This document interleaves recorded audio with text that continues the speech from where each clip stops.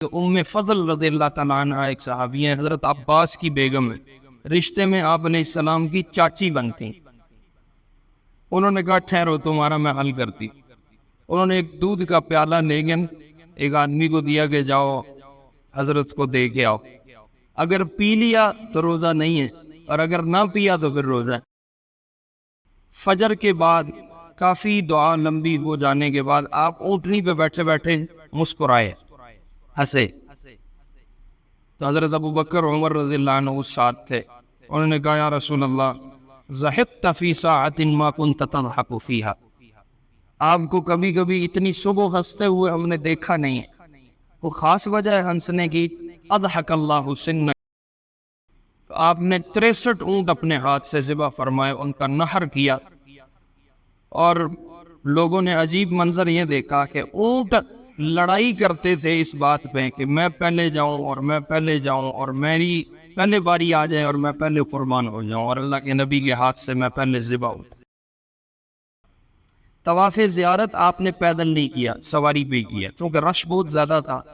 تو آپ اونٹنی پہ بیٹھے بیٹھے استلام کرتے تھے، وہ جو لاٹھی ہاتھ میں تھی حجر اسود کو اشارہ کر کے بوسہ دیتے تھے، اور اگلا چکر پھر اگلا چکر پھر اگلا چکر. یوں آپ نے طواف زیارت کیا ہے کہ نفل عمل کو لوگوں کی تکلیف کی وجہ سے چھوڑ دینا یہ نبی علیہ السلام کی سنت. ہم نفل پورا کرنے کے لیے لوگوں کی جئی تئی پھیر دیتے ہیں.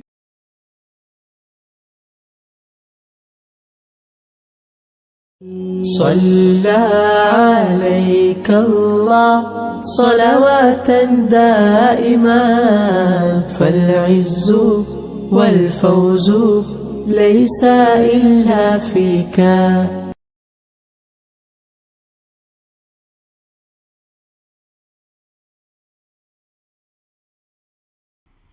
اللہ کے محبوب علیہ السلام کا حج تفصیلاً ہم کچھ 2-3 جمعوں سے ذکر کر رہے ہیں. اس میں 9 تاریخ کا خطبہ جو آپ نے ارشاد فرمایا تھا 9 ذی الحج کا عرفات کے میدان میں، اس کی تفصیل میں نے پچھلے جمعے عرض کی تھی. اس خطبے میں جو بڑی بڑی باتیں تھیں، جو اہم مضامین تھے، وہ میں نے ذکر کر دیے. 9 تاریخ کو آپ نے خطبہ ارشاد فرمانے کے بعد، یہ خطبہ زوال کے بعد ہوا، خطبہ ارشاد فرمانے کے بعد آپ نے ظہر اور عصر دونوں نمازیں اکٹھی پڑھی اور 2-2 رکعت کر کے پڑھی. 2-2 رکعت کر کے آپ نے یہ نماز پڑھی، چونکہ آپ مسافر تھے مکے میں اور سفری نماز 2 رکعت ہوتی. اور پھر آپ یہاں ٹھہرے رہے اور سورج کے غروب ہو جانے کے بعد پھر آپ نے حضرت اسامہ بن زید رضی اللہ عنہ کو اپنی اونٹنی پہ بٹھایا اور آپ مزدلفہ تشریف لے کے گئے. یہ جو نمازوں کا وقت ہوا ظہر اور عصر کا عرفات میں، اس نماز کے وقت سے لے کر مزدلفہ جانے تک، مزدلفہ آپ گئے ہیں مغرب کے قریب، مغرب کے آگے پیچھے گئے ہیں، جب مغرب کا وقت داخل ہو گیا تو ظہر کے وقت سے لے کے مغرب تک کا وقت یہ تقریباً 5-6 گھنٹے تھا. چونکہ اپریل کا مہینہ ہے، اپریل کے مہینے میں ظہر اور مغرب کے درمیان 4-5 گھنٹے تو آرام سے ہیں، 5.5-6 تک بھی بات چلی جاتی. یہ آپ نے 5-6 گھنٹے اپنی اونٹنی پہ بیٹھ کے دعا فرما، یہ اتنی لمبی دعا کی 5-6 گھنٹے. یعنی آپ اس کو کم کر کے لے آؤ 5.5 گھنٹے بھی ہو تو 5 گھنٹے دعا، بڑی لمبی چوڑی دعا ہے.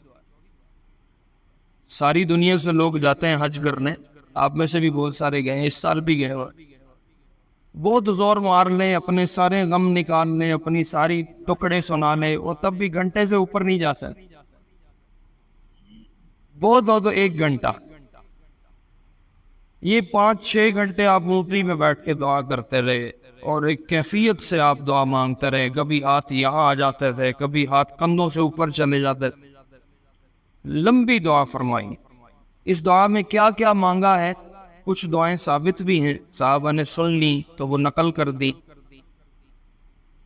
ان میں ایک جو دعا آپ نے خود ارشاد بھی فرمائی کہ میں نے عرفات کی اپنی دعاؤں میں ایک ایسی دعا مانگی ہے جو سب سے افضل دعا ہے. اور وہ دعا میں نے بھی مانگی اور میرے سے پہلے سارے نبیوں نے حج میں آ کے دعا مانگی۔ وہ دعا کیا تھی؟ وہ دعا چوتھا کلمہ لا الہ الا اللہ وحدہ لا شریک لہ لہ الملک ولہ الحمد یحیی ویمیت وہو حی القیوم۔ یہ دعا آپ نے خود بتائی بھی کہ میں نے ان دعاؤں میں یہ دعا بھی مانگی۔ ایک دعا اور ملتی ہے، اللہم انک تسمع کلامی وتری مکانی، یہ ایک لمبی دعا ہے۔ وتعلم سری وعلانیتی لا یخفی علیک شیء من امری، ایک کافی لمبی ہے۔ یہ بھی دعا آپ نے ان دعاؤں میں۔ یہ جو دعائیں ہیں یہ اللہ کا اور اس کے محبوب کا آپس کا مکالمہ تھا کہ اتنی دیر ہوا اور کیا کچھ اس میں مانگا گیا، اس کی زیادہ لمبی چوڑی تفصیل 5-6 گھنٹے میں تو بہت کچھ مانگا جا سکتا۔ جب آپ اونٹنی پہ بیٹھ کے دعا مانگ رہے تھے، ظاہر ہے دوپہر کا وقت تھا، تپتی دھوپ ہے، اونٹ پہ سوار تھے، وہ بڑی آرام دہ گاڑی کوئی نہیں تھی، کوئی ایئر کنڈیشن سسٹم کوئی نہیں تھا، کوئی ٹیک بھی کوئی نہیں تھی، بظاہر دھوپ میں آپ نے اونٹنی پہ بیٹھ کے 5-6 گھنٹے دعا۔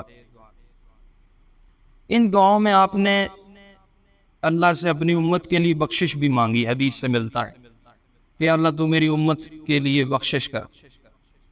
تو اللہ رب العزت نے عرفات کی دعا میں آپ کو یہ جواب دیا کہ آپ کی امت کے لیے میں تمام گناہوں کو بخش سکتا ہوں یا بخش دوں گا، جو میرے اور آپ کی امت کے درمیانی معاملات، لیکن آپ کی امت کے ظالم کو نہیں بخشوں گا، جو معاملات آپ کی امت کے آپ کے افراد کے ساتھ جب تک کہ مظلوم معاف نہ کرتے تب تک معافی نہیں۔ یہ عرفات میں اسی دعا میں بات چیت ہوئی۔ آپ مانگتے رہے، اس دوران نہ آپ نے کچھ کھایا، نہ آپ نے پیا، نہ آپ نے آرام کیا، نہ آپ نے کوئی ٹیک لگائی، یہ 5-6 گھنٹے دعا چلتی رہی۔ تو صحابہ میں یہ بات چل پڑی، پتہ نہیں آپ کا روزہ ہے، آپ پانی بھی نہیں پی رہے، آپ کھا پی صبح سے کچھ بھی نہیں کھایا، خطبہ ہو گیا، نماز ہو گئی، دعا شروع ہو گئی، کچھ بھی نہیں آپ نے کھایا، نہ پیا ہے، نہ کچھ منگوایا ہے، تو کہیں آپ کا روزہ تو نہیں ہے؟ کہ اگر عرفات میں روزہ رکھنا ہے تو پھر ہم بھی روزے سے اگلی کہانی کریں گے۔ تو یہ چیمگوئیاں چل پڑی، آپ کا روزہ ہے، کچھ کہیں آپ کا روزہ نہیں ہے، اسی میں بات چل رہی تھی۔ تو ام فضل رضی اللہ تعالیٰ عنہ ایک صحابی ہیں، حضرت عباس کی بیگم ہے، رشتے میں آپ علیہ السلام کی چاچی بنتی۔ انہوں نے کہا ٹھہرو تمہارا میں حل کرتی۔ انہوں نے ایک دودھ کا پیالہ لے گن ایک آدمی کو دیا کہ جاؤ حضرت کو دے کے آؤ، اگر پی لیا تو روزہ نہیں ہے، اور اگر نہ پیا تو پھر روزہ ہے۔ تو وہ دودھ آیا تو آپ علیہ السلام نے اونٹنی پہ بیٹھے بیٹھے وہ پیالہ لے کے پی لیا۔ تو صحابہ کو پتہ چل گیا کہ روزہ نہیں ہے، عرفات میں روزہ نہیں رکھ۔ یہ مغرب میں پھر آپ مزدلفہ تشریف لے، آپ نے مغرب عرفات میں نہیں پڑھی، یوں ہی چلتے رہے، مزدلفہ پہنچے۔ مزدلفہ پہنچنے سے کچھ پہلے آپ اونٹنی سے اترے، وضو تازہ کیا، منہ ہاتھ دھویا، اور پھر آپ مزدلفہ داخل ہوئے۔ جاتے ہی آپ نے مغرب پڑھی، اور مغرب کے بعد اپنا سامان وغیرہ سواری سے اتروایا، اور پھر عشاء پڑھی۔ مزدلفہ میں آپ نے عشاء پڑھی۔ اچھا، عشاء پڑھ کے اب مزدلفہ میں رات پوری گزارنی ہے۔ حدیث کے سارے مجموعے میں آپ کو مزدلفہ کی رات کی کوئی عبادت نہیں ملے۔ آپ مزدلفہ پہنچے، مغرب عشاء پڑھی ہے اور لیٹ گئے بستر پہ، سو گئے، کوئی عبادت نہیں کی، نہ تہجد پڑھی ہے، نہ ذکر تلاوت کیا، نہ تسبیح درود استغفار، سو گئے، سوئے رہے۔ حالانکہ آپ تہجد پڑھنا چاہتے پڑھ سکتے۔ ایک نبی میں تو کئی نوجوانوں کی طاقت ہوتی، نبی کو تھکاوٹ کا تو سوال ہی نہیں ہوتا۔ اور اگر روحانی طور پہ دیکھا جائے تو نبی تو روحانی طور پہ پہاڑ ہوتا ہے، تو نہ جسمانی تھکاوٹ تھی نہ روحانی تھکاوٹ، لیکن آپ جا کے سو گئے۔ علماء نے لکھا ہے آپ جان بوجھ کے سوئے، تاکہ بعد میں آنے والی جو امت ہے جب وہ تھک ہار کے مزدلفہ پہنچے تو او تاجتانو اور رش میں وضو کرو، اور رش میں واش روم جاؤ، اور تہجد پڑھو، اور جگہ ڈھونڈو، وہ ان چکروں میں ان کو پڑھنا مشکل ہو جائے گا۔ تو آپ نے اپنی امت کی سہولت کے لیے مزدلفہ میں کوئی عبادت۔ اب وہاں جاؤ نا جی، اب رش ہے، بہت رش ہے، وضو کرنے نکلو تو وہیں گھنٹہ گھنٹہ لگ جاتا ہے, 2 گھنٹے لگ جاتے ہیں, دکم پیل ہوتی ہے, رش ہے بہت, واش روموں پہ لائنیں لگ جاتی ہیں. انہوں نے انتظام تو لمبا چوڑا کیا ہوتا ہے لیکن پھر بھی رش بہت. تو آپ نے اپنی امت کے کمزور افراد کے لیے سنت چھوڑ دی کہ اگر میری امت کا کوئی کمزور بندہ مزدلفہ آئے, تھکا ہارا ہو اور وہ آ کے سونا چاہے تو وہ سو بھی جائے تو میری سنت پہ عمل ہو جائے. آپ آذان فجر تک سوئے, حالانکہ ساری زندگی آپ نے تہجد نہیں چھوڑی, اور انبیاء پہ تہجد فرض ہوتی, اپنے افسرات تہجد نہیں پڑھی, چھوڑ آذان فجر پہ آپ اٹھے اور فجر کی نماز کے لیے آپ نے وضو فرمایا, فجر کی نماز پڑھی. اس رات کے دوران جو آپ مزدلفہ میں ٹھہرے ہیں, آدھی رات کے بعد آپ نے بوڑھوں کو, بچوں کو اور عورتوں کو اجازت دے دی تھی کہ اگر وہ اب رش سے بچنے کے لیے مزدلفہ سے منا جانا چاہیں تو وہ رات رات میں ہی چلے جائیں. تو کچھ صحابیات کا ذکر حدیث میں ملتا ہے کہ وہ مزدلفہ میں آدھی رات کے بعد مزدلفہ سے منا چلی گئی. ام سلمہ رضی اللہ عنہ ہیں, ام حبیبہ رضی اللہ عنہ ہیں, حضرت سودا بنت زمعہ ہیں, یہ ہماری مائیں ہیں, آپ کی بیویاں ہیں علیہ السلام. حضرت ابو بکر رضی اللہ عنہ کی بیگم تھی اسماء بنت عمیس, وہ بھی ان خواتین میں جو رات کو ہی مزدلفہ سے منا چلی گئی. لیکن آپ نے جاتے ہوئے ان کو ہدایت دی کہ تم نے جا کے مزدلفہ سے منا پہنچ کے رمی نہیں کرنی جب تک سورج طلوع نہ ہو. صبح صادق کے بعد, طلوع آفتاب کے بعد تم نے رمی کرنی. آپ خود مزدلفہ میں ٹھہرے رہے, فجر کی نماز پڑھ کے پھر آپ نے مزدلفہ میں طلوع تک قیام کیا. جو فجر تھی وہ آپ نے اندھیرے میں پڑھ لی, ذرا جلدی پڑھ لی, اور پھر فجر سے لے کے طلوع تک آپ مزدلفہ میں ٹھہرے رہے اور آپ نے پھر دعا فرمائی اپنی اونٹنی پہ بیٹھے بیٹھے. اس کو وقوف مزدلفہ کہتے ہیں, یہ تھوڑی دیر کے لیے ہوتا ہے, یہ فرض نہیں ہے لیکن یہ واجب ہے. وقوف مزدلفہ میں آپ کھڑے رہے اور اپنی اونٹنی پہ بیٹھ کے دعا کرتے رہے. فجر کے بعد کافی دعا لمبی ہو جانے کے بعد آپ اونٹنی پہ بیٹھے بیٹھے مسکرائے, ہنسے. تو حضرت ابو بکر عمر رضی اللہ عنہ ساتھ تھے, انہوں نے کہا یا رسول اللہ ضحکت فی ساعۃ ما کنت تضحک فیہا, آپ کو کبھی کبھی اتنی صبح ہنستے ہوئے ہم نے دیکھا نہیں ہے, وہ خاص وجہ ہے ہنسنے کی؟ اضحک اللہ سنک, اللہ آپ کو ہنستا رکھے, اللہ آپ کو مسکراتا رکھے, آپ کیوں ہنسے؟ تو آپ نے ارشاد فرمایا میں نے عرفات کی دعا میں اللہ سے کہا تھا میری امت کی بخشش کر دے, تو اللہ نے کہا تھا ظالم کی بخشش نہیں کروں گا, باقی سب کو معاف کر دوں گا. میں مانگتا رہا کہ میرے امت کی ظالم کے لیے بھی بخشش کر دے.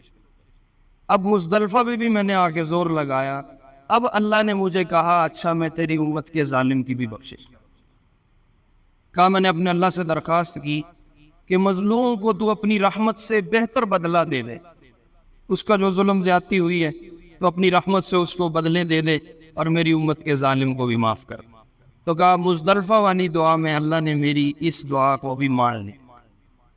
اور اب میں دیکھ رہا تھا کہ شیطان کھڑا رسوا ہو کے, ذلیل ہو کے اپنے سر پہ مٹی ڈال رہا ہے اور چیخ رہا ہے, اس کی حالت دیکھ کے میری ہنسی نکل.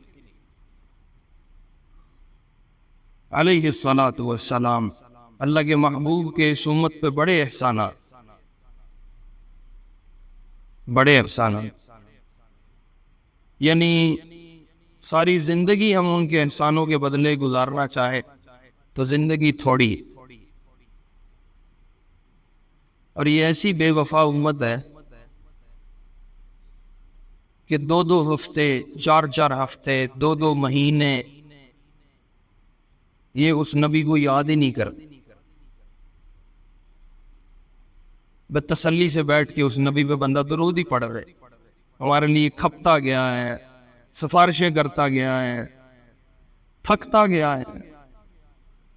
2 ہفتے ہمیں ٹائم ہی نہیں بیٹھ کے درود پڑھ رہے. اس اختلاف میں بڑی لڑائی پڑ گئی, اے درود ٹھیک ہے, اے درود ٹھیک نہیں, اے پڑھنا ہے, اے نہیں پڑھنا, اے درود پڑھی دا, اے درود پڑھی دا, اس پہ لڑ بیٹھے. لیکن درود پڑھنا ہے یہ کوئی بھی نہیں کرتا۔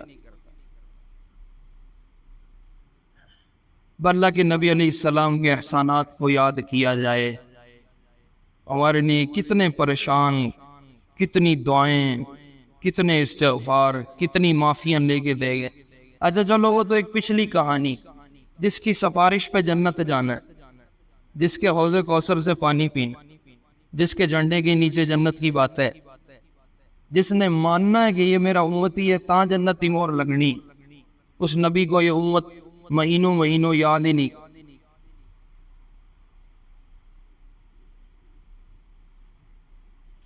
تو کہا مزدلفہ میں اللہ نے میری یہ دعا سن لی۔ پھر آپ مزدلفہ سے طلوع کے بعد نکلے اور مینا تشریف لے کے گئے، اور مینا جا کے بڑے شیطان پہ آپ نے رمی فرمائی، کنکریاں ماری، 7 کنکریاں۔ جب آپ اپنی اونٹنی سے اترے تو اسامہ بن زید رضی اللہ عنہ آپ کے منہ بولے بیٹے کے بیٹے ہیں، زید آپ کے منہ بولے بیٹے تھے، اور زید کے بیٹے ہیں اسامہ رضی اللہ عنہ۔ انہوں نے آپ کی اونٹ کی لگام پکڑ لی، اونٹنی پکڑ کے کھڑے ہو گئے۔ حضرت بلال رضی اللہ عنہ نے آپ کے اوپر اپنی چادر سے سایہ کیا، اس سائے کے نیچے آپ گئے اور آپ نے بڑے شیطان پر رمی کی، 7 کنکریاں ماری۔ روایات مختلف ہیں، کچھ جگہوں میں یہ ملتا ہے کہ یہ کنکریاں آپ مزدلفہ سے لے کے آئے، کچھ میں یہ ملتا ہے کہ آپ نے وہیں سے، حضرت بلال نے آپ کے لیے کنکریاں چنی اور آپ نے وہ کنکریوں سے رمی فرمائی، اور وہ رمی فرمانے کے بعد آپ نے قربانی کے اونٹ منگوائے۔ آپ اپنے ساتھ مدینہ سے 63 اونٹ لے کے آئے تھے، آپ نے اپنے ہاتھ سے 63 اونٹ قربان کیے۔ اور عجیب اتفاق ہے کہ آپ نے جو اونٹ قربان کیے وہ بھی 63 ہے، اور جو آپ کی زندگی کے سال ہیں وہ بھی 63۔ تو گویا آپ نے اپنی زندگی کے ہر سال کی قربانی کی۔ 63 اونٹیاں آپ نے اپنے ہاتھ سے ان کا نہر کیا۔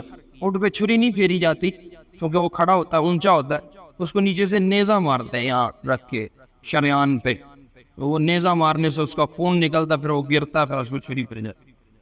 تو آپ نے 63 اونٹ اپنے ہاتھ سے ذبح فرمائے، ان کا نہر کیا، اور لوگوں نے عجیب منظر یہ دیکھا کہ اونٹ لڑائی کرتے تھے اس بات پہ کہ میں پہلے جاؤں اور میں پہلے جاؤں، اور میری پہلے باری آ جائے اور میں پہلے قربان ہو جاؤں، اور اللہ کے نبی کے ہاتھ سے میں پہلے ذبح ہوں۔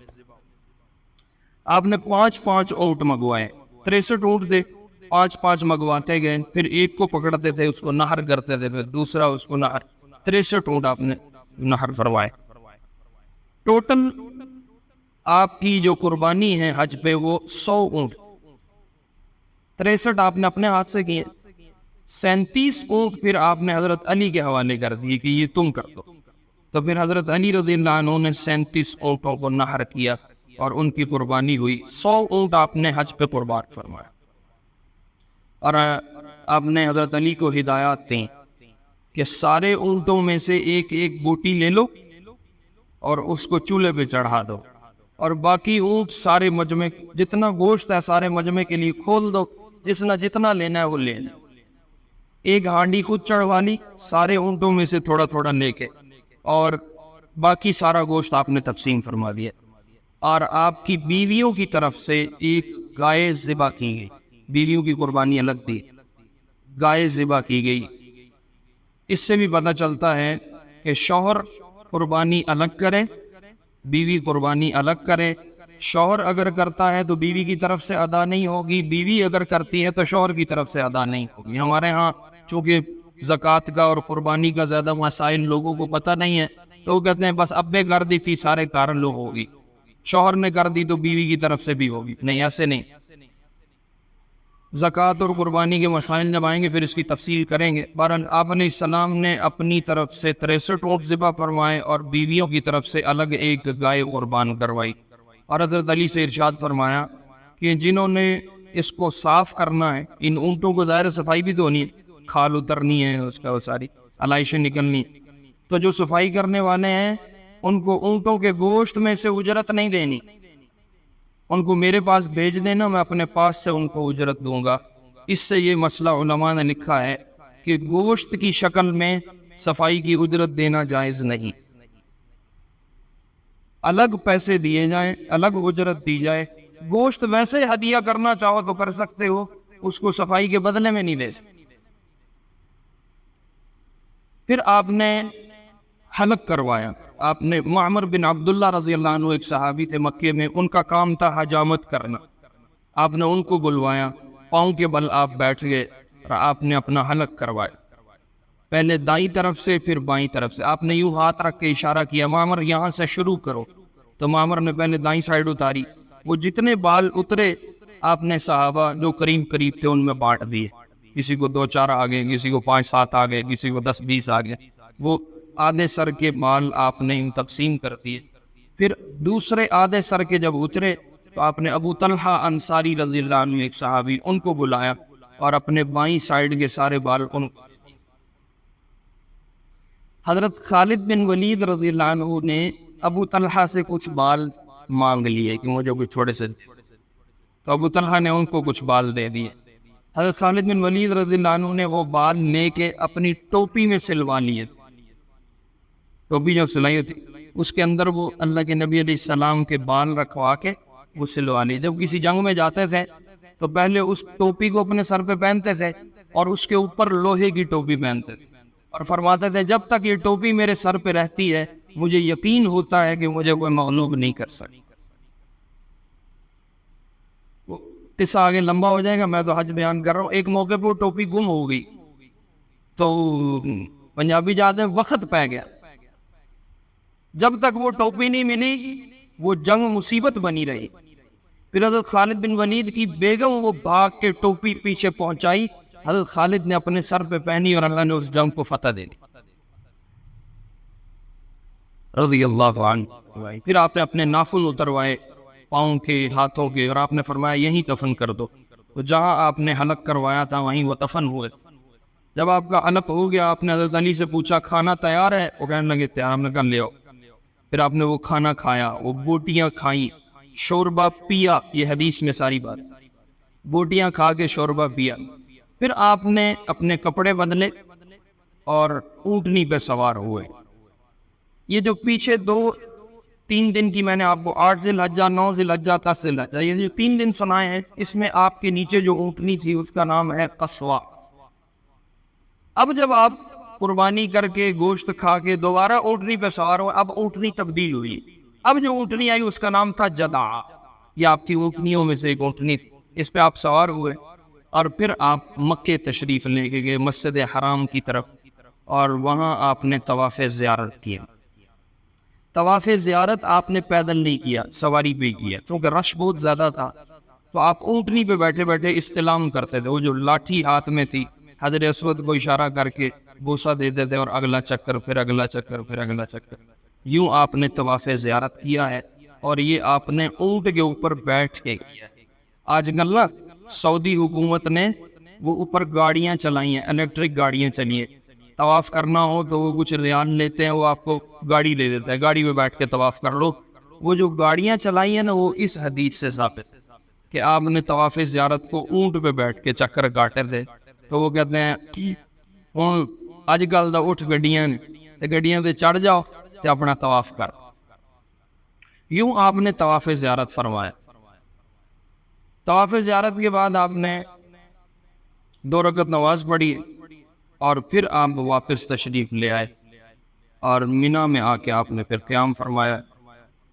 جب یہ مینا میں آپ پہنچے ہیں اب 11 شروع ہو جائے گی، 10 ختم ہوگی، 11 شروع ہوگی. اس دوران آیت سورت نازل ہوئی اذا جاء نصر اللہ والفتح ورأیت الناس يدخلون فی دین اللہ افواجا. اس صورت میں اشارہ تھا کہ بس اب آپ کا کام ختم، اب آپ کی واپسی کا سفر ہونے والا ہے. تو آپ نے پھر جو 11 کو خطبہ ارشاد فرمایا رمی کے بعد، 11 میں پھر آپ نے رمی فرمائی ہے. وہ حاجیوں کو ترتیب پتہ ہے، 3 شیطانوں کی رمی ہوتی ہے، 10 کو صرف 1 شیطان کی رمی ہوتی ہے، 11 کو تینوں کی رمی ہوتی ہے. جب آپ نے تینوں کی رمی فرمائی تو جو آخری شیطان ہے وہاں پہنچ کے آپ نے پھر ایک خطبہ ارشاد فرمایا. اچھا 9 تاریخ کا خطبہ، 10 تاریخ کا خطبہ اور 8 تاریخ کا خطبہ، 11 تاریخ کا خطبہ، ان تینوں دنوں میں مضمون ایک ہی ہے. سارے خطبے، اور میں نے خطبہ آپ کو پچھلے جمعے سنا بھی دیا تفصیل سے. 11 میں اس خطبے میں ایک چیز کا اضافہ ہوا ہے، چونکہ یہ آیت نازل ہو گئی تھی اذا جاء نصر اللہ، اور آپ کو پتہ چل گیا تھا میری واپسی ہے، تو اس خطبے میں جوش تھا، جو جوش 9 میں بھی نہیں تھا، 10 ذوالحج کو بھی نہیں. اتنا جوش تھا آپ میں کہ آپ کی آواز بلند ہوئی. 9 والے خطبے میں آگے لوگ کھڑے تھے جو آپ کی بات آگے نقل کر رہے تھے، پہنچا رہے تھے. 10 والے خطبے میں بھی آگے لوگ کھڑے تھے جو بات لے کے آگے پہنچا رہے تھے. 11ویں تاریخ والے خطبے میں آپ کی اپنی آواز اتنی اونچی ہو گئی کہ اس میں پھر کسی اور کو نقل کرنے کی ضرورت نہیں پڑی. اللہ کی طرف سے معجزہ تھا. مینا تقریباً، مینا جو ہے نا، مینا وہ 4 میل کا ہے. تو لوگ پہاڑوں پہ چڑھے ہوئے ہیں، میدان میں اڑے ہوئے ہیں، خیموں میں بیٹھے ہوئے ہیں، اپنی سواریوں پہ چڑھے ہوئے ہیں. آپ نے 11 تاریخ کو سب سے آخری شیطان پہ رمی کرنے کے بعد اپنی اونٹنی پہ بیٹھ کے جو خطبہ دیا ہے، اس کی آواز اتنی اونچی تھی کہ پورے مینا کے لوگوں نے آپ کے اس آواز کو سنا، اور اس خطبے میں جو اضافہ تھا وہ بس اتنا تھا جس سے آپ نے ابتدا فرمائی ایھا الناس عسى اللہ تلقونی بعد عامی ھذا، لوگو مجھے اب یوں لگتا ہے کہ اگلے سال میری تمہاری ملاقات نہیں، میری اور تمہاری اگلے سال اب دوبارہ ملاقات نہیں ہوگی. اس بات کا اضافہ تھا. باقی تقریباً وہی سارا خطبہ ہے، اور آگے نمائندگان نہیں تھے. آپ کی اپنی آواز سارے مجمع نے سنی. وہ 1 لاکھ کا تھا، وہ 1,20,000 کا تھا، وہ 1,30,000 کا تھا، وہ 70,000 تھے، 1 لاکھ سے بہرحال اوپر تھے. جتنی روایات ملتی ہیں وہ لاکھ سے اوپر کی، 20 کی بھی ہے، 40 کی بھی ہے، 30 کی بھی ہے، مختلف روایات ہیں. تو یہ خطبہ آپ نے خود ارشاد فرمایا، 11 تاریخ کا خطبہ. اچھا، جب آپ نے رمی کی ہے 11ویں تاریخ میں، تو پہلے شیطان پہ کنکریاں مار کے آپ نے دعا کی ہے، یہ تقریباً آدھے پونے گھنٹے کی دعا کی. پھر دوسرے شیطان پہ پہنچے، وہاں رمی کی، پھر آپ نے آدھے پونے گھنٹے کی دعا کی. جب تیسرے شیطان پہ پہنچے تو وہاں آپ نے دعا نہیں کی. وہاں کیوں نہیں کی؟ تو علماء نے لکھا ہے کیونکہ وہاں جگہ کم تھی، رش زیادہ تھا، تو آپ نے عمل چھوڑ دیا کہ کہیں لوگوں کو تکلیف نہ. یہ وہی بات ہے جو میں نے پچھلے بھی 1-2 جمعوں میں عرض کی ہے کہ نفل عمل کو لوگوں کی تکلیف کی وجہ سے چھوڑ دینا، یہ نبی علیہ السلام کی سنت. ہم نفل پورا کرنے کے لیے لوگوں کی جئی تئی پھیر دیتے ہیں. وہ کہتے ہیں ہٹو بچو، مکے لاتے ہیں، دھکے اور پتہ نہیں کیا کیا، میں اپنا ایک کام پورا کروں. نفل پورا کرنے کے لیے کبھی بھی لوگوں کو دھکے دینا جائز نہیں، لوگوں کو تکلیف دینا حرام ہے. اس لیے آپ نے تیسرے شیطان پہ پہنچ کے دعا نہیں فرمائی، دعا چھوڑ دی، دعا نہیں کی، اور بغیر دعا کے آپ اونٹنی پہ سوار ہوئے اور آپ نے یہ 11 تاریخ والا خطبہ ارشاد فرمایا. آگے اب تھوڑی دن ہے، ایک 12 تاریخ ہے، 13 تاریخ ہے، اور 14 کی کچھ احوال ہیں، اور پھر اللہ کے نبی علیہ السلام کا حج ختم ہو جائے گا. اللہ رب العزت ہمیں اپنا دین سیکھ کے عمل کرنے کی توفیق نصیب فرمائے. باقی آگے پھر انشاءاللہ کر لیں. سنتیں ادا